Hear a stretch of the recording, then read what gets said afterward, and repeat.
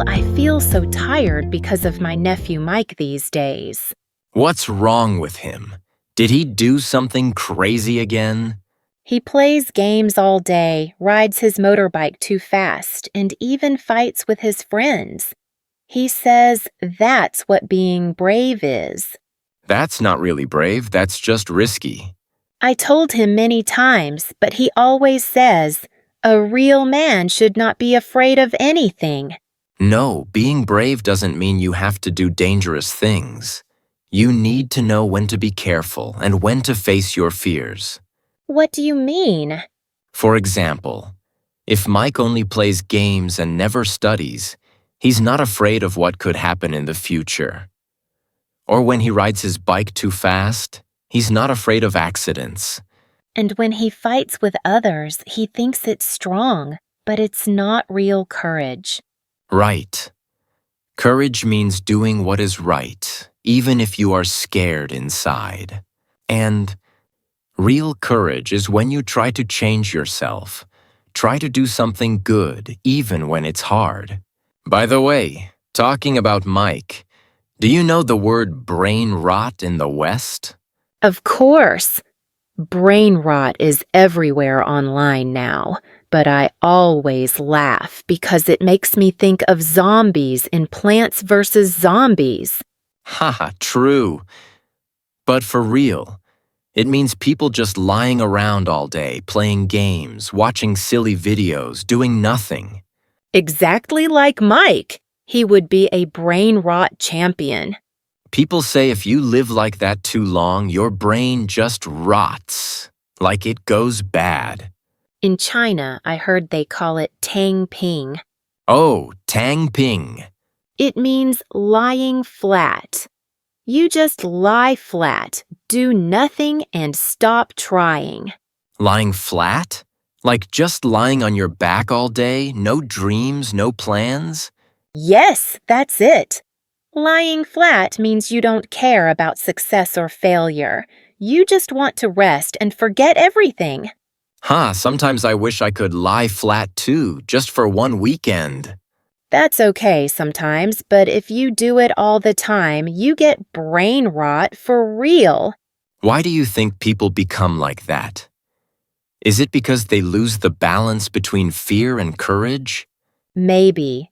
If you're not afraid of anything, not afraid of failing, not worried about your future, you don't try to move forward. But if you're always afraid, you just freeze and do nothing too. So I think you need both. Some fear to make you careful, some courage to make you grow. Maybe people like Mike, or the lying flat group, just don't have that balance. Right. Too much safety or too much laziness, and you forget how to try. Jane, why do you think so many young people just want to lie flat these days? I think life is much safer and more comfortable now. People don't need to fight for food or worry about wild animals. So, when life is too easy, maybe people lose their drive to push harder? Right. No real fear, no real push.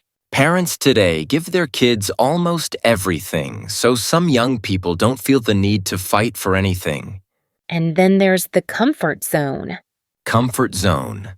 Just staying where you feel safe and never trying anything new, right? Exactly. The longer you stay in your comfort zone, the harder it is to step out. Some people are just too afraid of failing, so they don't even try. Yes, fear of failure can stop you from taking the first step. And now everything moves so fast. It's hard to keep up with all the changes. Some people work really hard but still feel lost or left behind. So they get tired, worried, or even give up trying. The pressure from social media makes it worse. You see other people's perfect lives every day. You start thinking, I'm not good enough, or why should I even try? Some people even avoid anything that looks hard, so they just do nothing. That's when lying flat or brain rot happens. Not because people are lazy, but because life is confusing and heavy sometimes. There's also too much bad news every day. Wars, disasters, job loss. It makes people worry more. When you feel overwhelmed, it's easier to just give up than to keep fighting. And the more you avoid, the harder it is to break the habit later. So in the end, it's not just laziness. It's pressure, fear, and the feeling of not belonging. That's why so many young people feel stuck.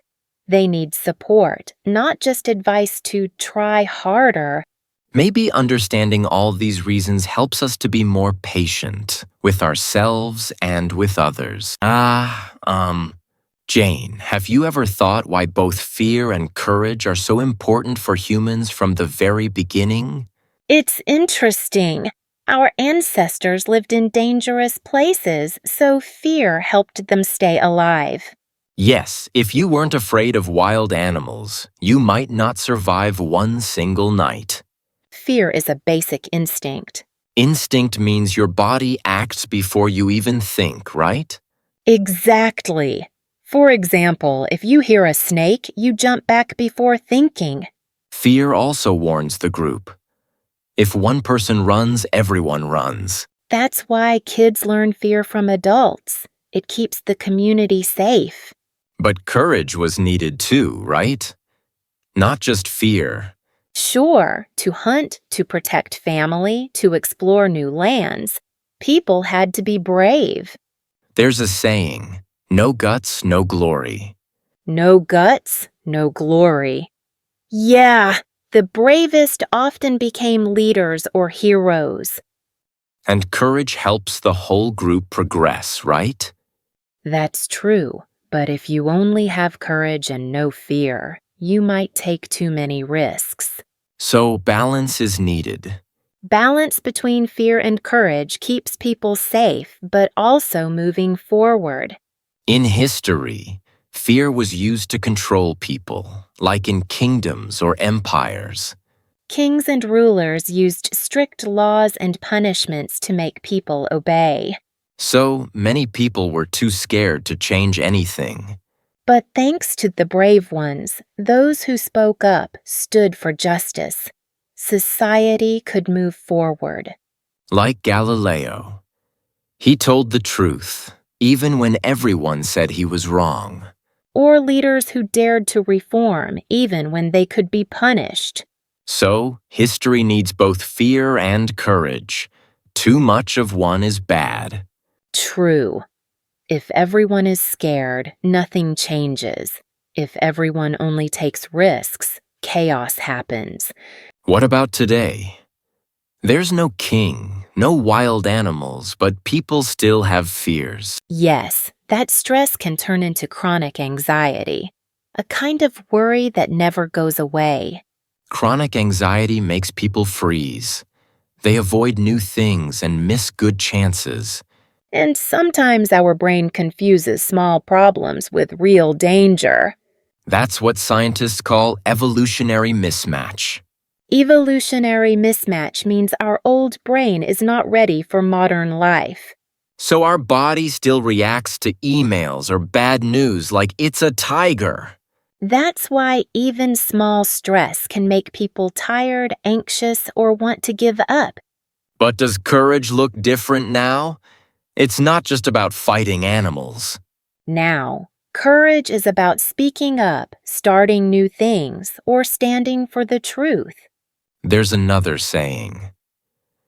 Courage is not the absence of fear, but moving forward in spite of it. Courage is not the absence of fear, but moving forward in spite of it. I love that. It means you don't wait for fear to disappear. You just go on. So to live well today, we still need to find the right balance. Yes, some fear to keep you careful, some courage to help you grow. That's how people and society move forward in any age. Jane, do you think this balance between fear and courage also matters when learning English? Of course. Learning English is full of little fears. I remember being scared to speak in class. Same here. I was afraid everyone would laugh if I said something wrong. Fear of making mistakes holds many people back. But if you never try, you'll never get better, right? Exactly. A little fear is normal. It makes you check your grammar or practice more. But too much fear freezes you. You just stay silent and never learn to speak. That's where courage comes in. Real courage in English class is opening your mouth, even if your heart beats fast. There's a saying, feel the fear and do it anyway. Feel the fear and do it anyway. I love that. Even native speakers make mistakes, so why should we be ashamed? I remember the first time I talked to a foreigner.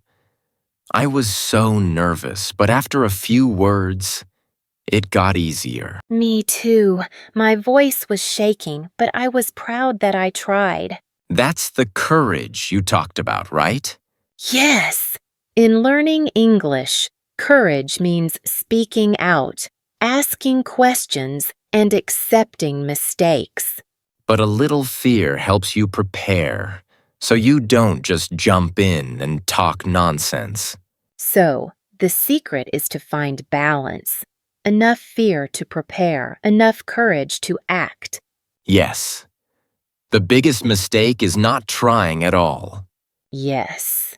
The biggest mistake is not trying at all. Jane, I want to tell Mike. People often get hurt because of things they are not afraid of. Like not being afraid of lung cancer, so they keep smoking. Or not afraid of going too fast. Then comes an accident. Not afraid of drinking too much, so they get sick.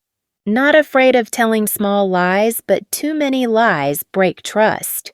Not afraid of skipping class, but later regret missing out. Not afraid of junk food, so they get sick. Not afraid of wasting money until there's nothing left. Not afraid of wasting time, but time never comes back. Sometimes not afraid of hurting friends, but later lose them.